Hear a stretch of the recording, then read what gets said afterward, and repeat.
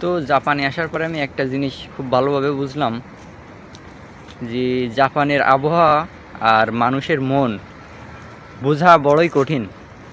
কারণ জাপানের আবহাওয়া প্রতিদিন চেঞ্জ হয়, প্রতি ঘন্টায় ঘন্টায় চেঞ্জ হয় জাপানের আবহাওয়া। আর মানুষের মনও কিন্তু ওইভাবেই চেঞ্জ হয়। প্রথমে যখন জাপানে আসছিলাম তখন কিন্তু অতিরিক্ত মাত্রায় ঠান্ডা ছিল।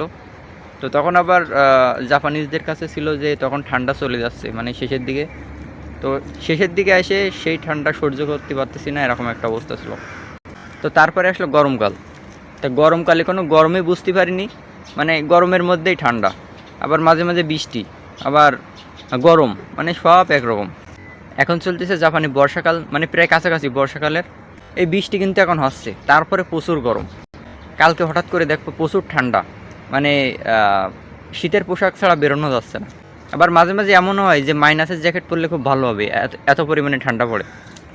তো মানুষের মন আর জাপানের আবহাওয়া দুইটা কিন্তু সেম আমার মনে হয়। ঘন্টায় ঘন্টায় দিনে দিনে চেঞ্জ হয়। তো মানুষের মন বোঝা আর জাপানের আবহাওয়া বোঝা কিন্তু বড়ই কঠিন।